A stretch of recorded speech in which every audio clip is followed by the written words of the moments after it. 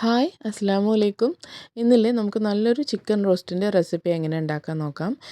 നമുക്ക് ചപ്പാത്തി, പൊറോട്ട, അതുപോലെ ആപ്പം, നെയ്ച്ചോറിനൊക്കെ നല്ലൊരു കോമ്പിനേഷൻ ആയിരിക്കും കേട്ടോ. ഇവിടെ ഞാൻ ചിക്കൻ പൊരിച്ചിട്ടാണ് മസാല ഉണ്ടാക്കുന്നത്. അപ്പോൾ ആദ്യം തന്നെ ചിക്കൻ ഒന്ന് മാരിനേറ്റ് ചെയ്തെടുക്കാം. അപ്പോൾ കഴുകി വൃത്തിയാക്കി വെച്ചിരിക്കുന്ന ചിക്കൻ 1 കിലോ ചിക്കനാണ് എടുത്തിട്ടുള്ളത്. ഇതിലേക്ക് ഞാൻ ഒരു 1/2 ടീസ്പൂൺ മഞ്ഞൾപ്പൊടി, 1 ടീസ്പൂൺ എരിവുള്ള മുളക് പൊടിയും, 1 ടീസ്പൂൺ കാശ്മീരി മുളക് പൊടി, 1/2 ടീസ്പൂൺ നമ്മുടെ ഗരം മസാലപ്പൊടിയും, പിന്നെ ഒരു ചെറിയ നാരങ്ങയുടെ അരമുറി നാരങ്ങയും, പിന്നെ കുറച്ച് ഇഞ്ചി വെളുത്തുള്ളി പേസ്റ്റും, 1/2 ടീസ്പൂൺ ഇഞ്ചി വെളുത്തുള്ളി പേസ്റ്റും, കറിവേപ്പിലയും, ഉപ്പും ആഡ് ചെയ്ത് കൊടുത്തിട്ടുണ്ടായിരുന്നു കേട്ടോ.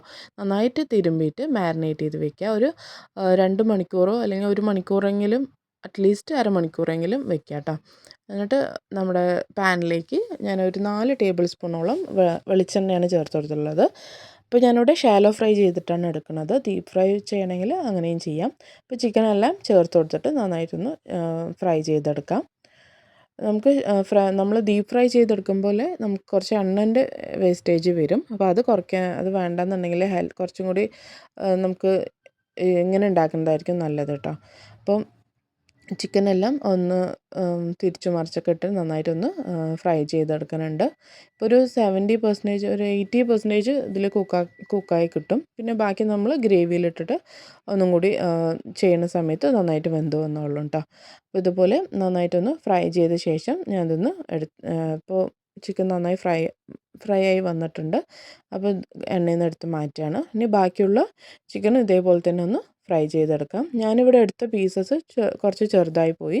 അപ്പോൾ പൊതുവേ ചിക്കൻ റോസ്റ്റ് ഉണ്ടാക്കുമ്പോൾ കുറച്ച് വലിയ പീസസ്, ഒരു മീഡിയം തിക്നെസ് ഉള്ള പീസസ് ആയിട്ട് എടുക്കുക കേട്ടോ.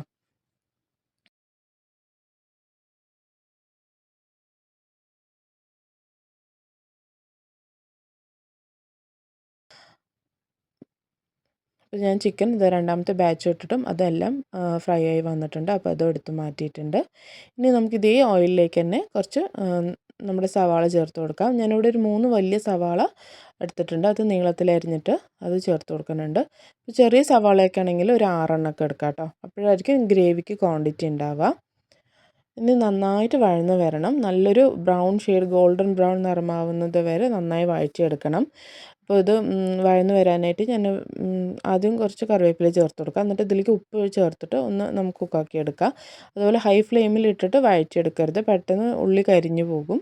അപ്പോൾ ഉപ്പ് ഇട്ട് കൊടുത്ത ശേഷം ഒന്ന് വഴറ്റിയ ശേഷം മീഡിയം ടു ലോ ഫ്ലെയിമിലാക്കിയിട്ട് അടച്ച് വെച്ച് കൊടുക്കുകയാണ്. അപ്പോൾ നമ്മുടെ ഉള്ളി പെട്ടെന്ന് തന്നെ വഴന്ന് വന്നോളും. ഉള്ളി ഒരു പകുതി വഴന്ന് വന്ന ശേഷം നമുക്കിതിലേക്ക് ചെറിയുള്ളി, ഒരു 20 ചെറിയുള്ളി ഞാനിവിടെ ചതച്ച് വെച്ചിട്ടുണ്ട്, അത് ചേർത്ത് കൊടുക്കുകയാണ് കേട്ടോ. അപ്പോൾ ഉള്ളിയും ചെറിയുള്ളിയും നന്നായിട്ട് മൂത്ത് വരണം. ഇനി ഇത് നന്നായിട്ട് മൂത്ത് വന്ന ശേഷം നമുക്ക് ഇഞ്ചി വെളുത്തുള്ളിയുടെ പേസ്റ്റ് ഇട്ട് കൊടുക്കാം. അതുപോലെ ഗ്രേവിക്ക് ഇതുപോലെ ചിക്കൻ റോസ്റ്റ് ഇതിൽ ഉണ്ടാക്കുമ്പോൾ ചെറിയുള്ളി ചേർത്ത് കൊടുത്താൽ നല്ലൊരു ടേസ്റ്റ് തന്നെയാണ് കേട്ടോ. അപ്പോൾ ഇവിടെ നമ്മുടെ ഉള്ളിയെല്ലാം നന്നായിട്ട് മൊരിഞ്ഞ് വന്നിട്ടുണ്ട്. ഇനി ഇതിലേക്ക് ഇഞ്ചി വെളുത്തുള്ളി 1.5 ടേബിൾ സ്പൂൺ ചേർത്ത് കൊടുക്കുകയാണ്. ഇത് നന്നായിട്ടൊന്ന് അതിൻ്റെ പച്ചമണമെല്ലാം പോയി നന്നായിട്ടൊന്ന് വഴന്ന് വന്ന ശേഷം തക്കാളി ചേർത്ത് കൊടുക്കുക.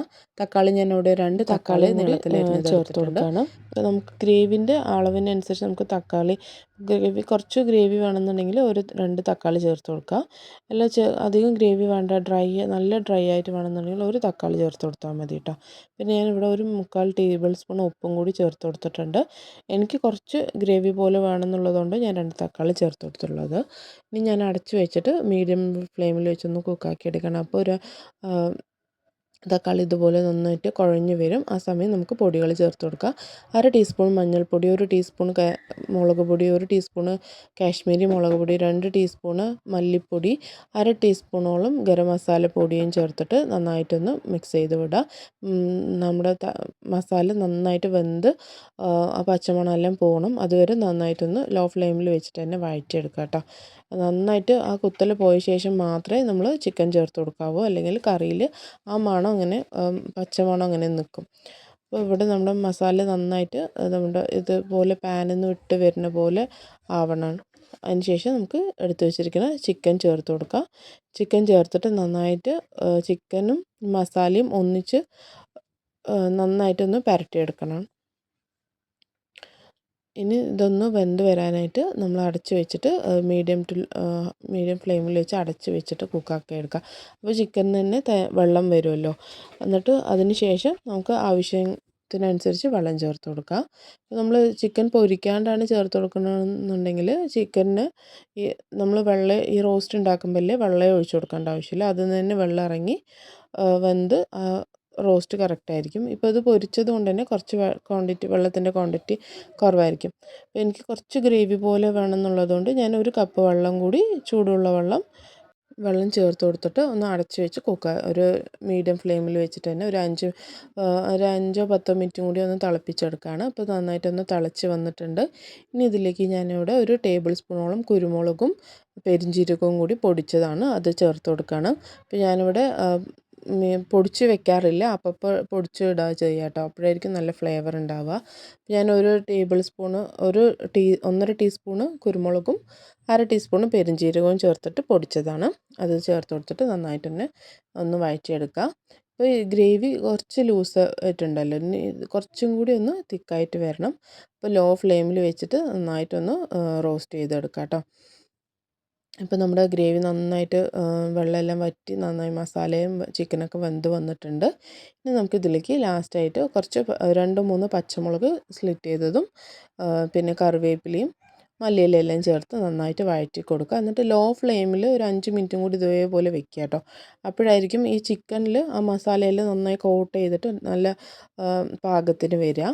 അപ്പോൾ നമ്മുടെ ചിക്കൻ റോസ്റ്റ് റെഡി ആയിട്ടുണ്ട്. അത് വെറും ചോറിൻ്റെ ഒപ്പം നെയ്ച്ചോറിൻ്റെ ഒപ്പമൊക്കെ നല്ലൊരു കോമ്പിനേഷനാണ്. ഇതുപോലെ തയ്യാറാക്കി നോക്കാത്തവരാണെങ്കിൽ ഒന്ന് ഉണ്ടാക്കി നോക്കുക. വീണ്ടും നല്ലൊരു റെസിപ്പിയുമായിട്ട് വരാം. Thanks for watching. ബൈ.